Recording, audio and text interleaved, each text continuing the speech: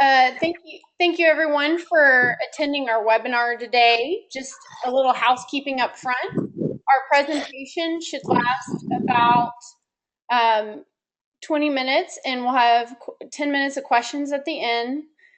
There's a chat feature in the lower right-hand corner. I will be monitoring the questions throughout. We want this webinar to be informative and interactive.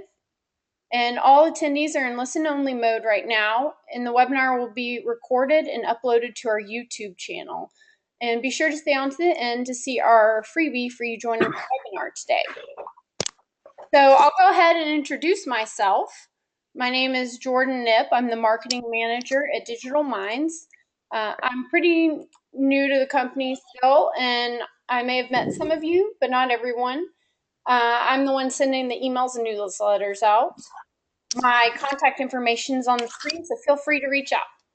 And with that, I'll introduce our speaker today, Michael Buth, whom most of you all know, and he has been the managing partner for Digital Minds for the last 19 years.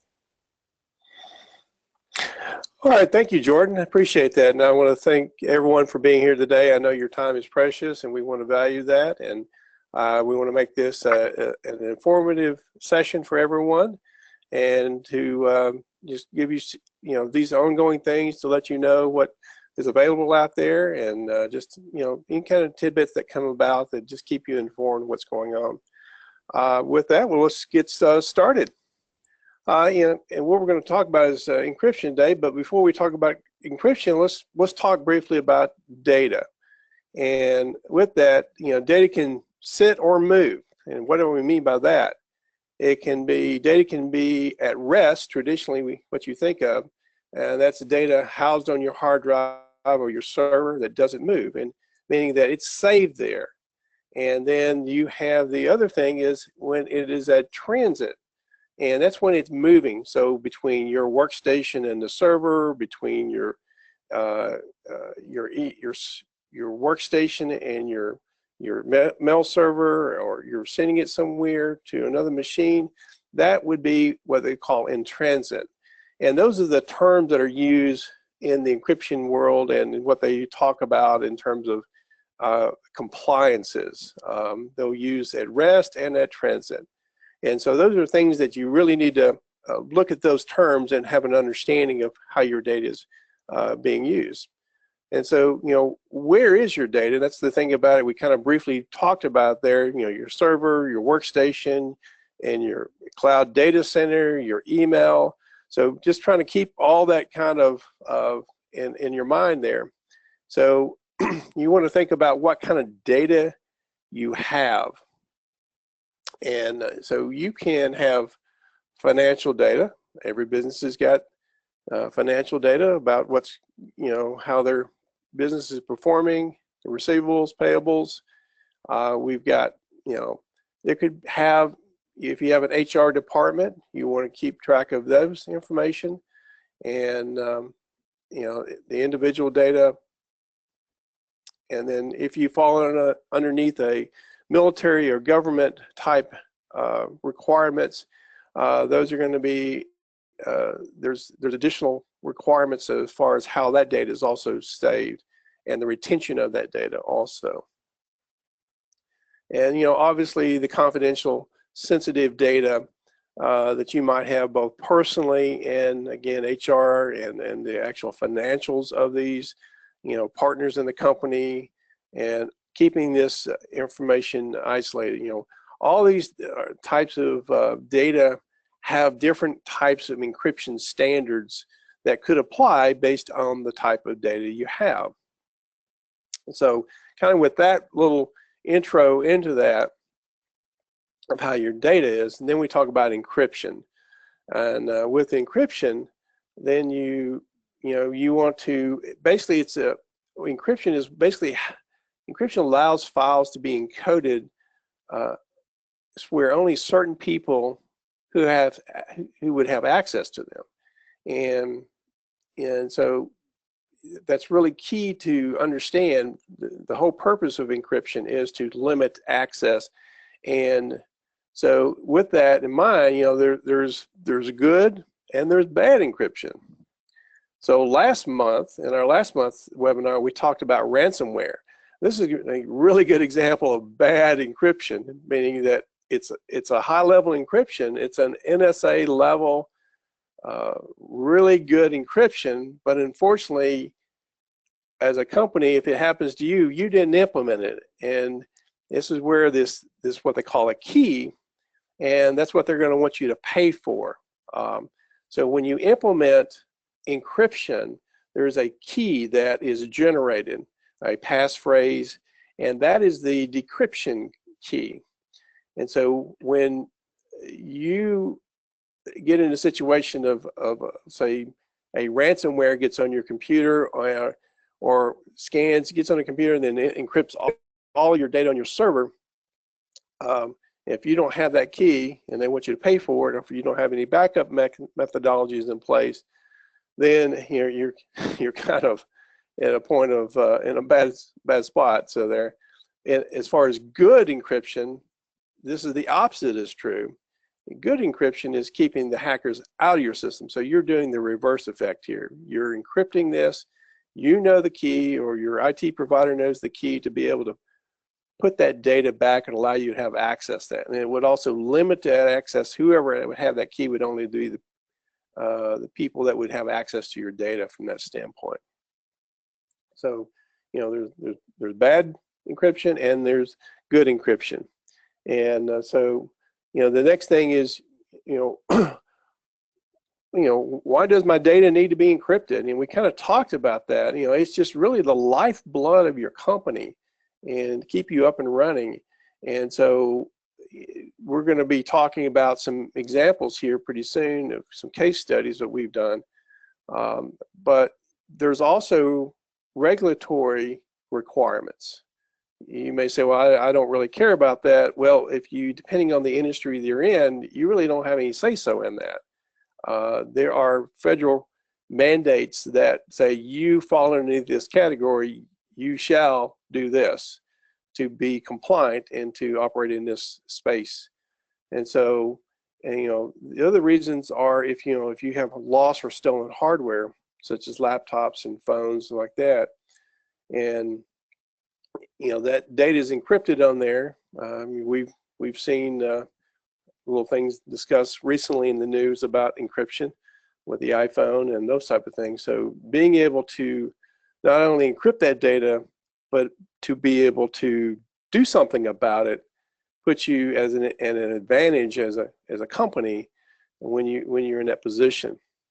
So one of the things that we set out to do is to be able to provide to our clients the capability of a complete package that could do it all, not a combination of doing different types of software packages, different technologies. We wanted to have a complete kind of everything that would cover everything. And so what we've come up with is what we call DMI Simply Secure, and it's basically all things mobile in one management console.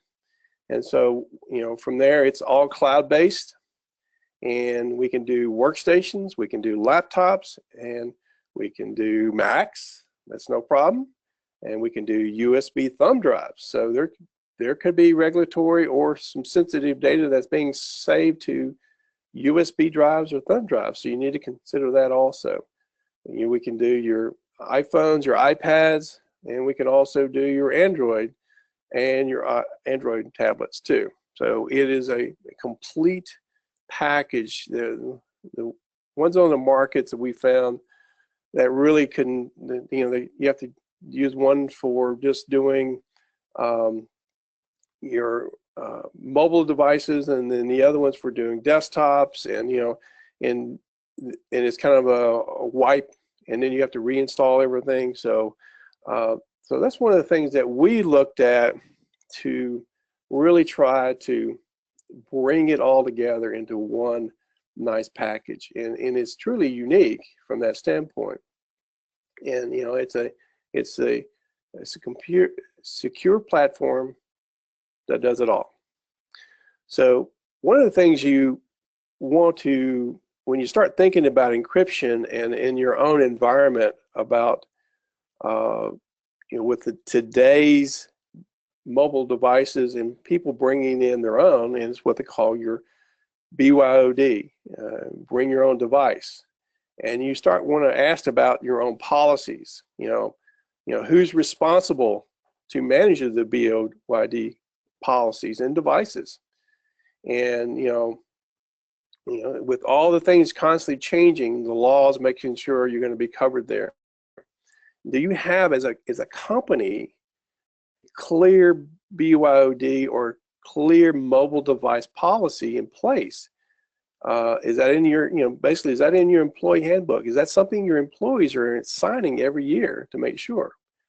And then, how's your data managed on all those devices? And, is there a clear understanding of what's going to happen if that device is stolen or lost, or if you had an employee separate from your company who has data on there and refuses to do something about it? Right now, again, if that's his own device, he brings it in. If you were to have the capability to doing a remote wipe, it's going to wipe both his personal data he owns that the company doesn't own and the company data. So you need a technology that can surgically remove just the company data to not get into a position where you are encroaching on that person's personal data. So one of the things that we have here is kind of a quick case study of we have quite a few utility companies that we work with, and this is one of the utility companies. We deployed our technology on their GIS mobile devices, which in this case were Android tablets. They're using these in all their trucks to go out, and they're taking all these basically geo points for where they have fire hydrants and plants, piping, and so they want to be able to remotely be able to get access to that data. They can put those in, and it'll actually go back to their office. So with their GIS mapping system, they can see it. They can put those points on there, the longitude, latitude points, and but there's private information there, and most utilities fall underneath a PCI compliance where you take credit cards.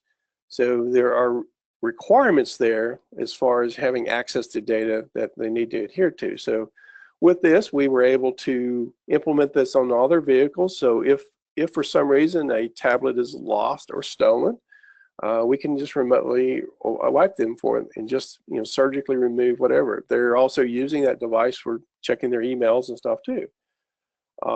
So it puts them in the position to not have to be concerned about that. So in the case of we have healthcare providers that we provide our services to, and this is where they have Microsoft Surface devices going into surgical centers, and they're monitoring the status of their products that they're being implemented into the patients, and this all falls underneath HIPAA compliance, and so we need to be able to remotely wipe it. So one of the unique things about, again, our technology, where most of the other ones, you have to issue a wipe and it just wipes it and you have to go back and reset everything back up. With ours, we can remove the encryption key that we talked about earlier, and at that point in time, it renders the data useless. But so this typical scenario I would say here, let's say one of the guys had the Microsoft Surface. He's in, say, San Francisco, jumps in a taxi cab or an Uber, and he's traveling, and he gets a call from his boss, and he's traveling, he pulls out his Surface, he's talking, he sets it off to the side, and he steps out of the car drives away, there goes the Microsoft Surface. And so they could just give us a call, we would remove the key, he gets in touch with the taxi cab or Uber, they pick up the device, all we do, we just push the key back, all the data's there, we don't have to touch the device, it's all ready to go again. So that's one of the benefits of our technology.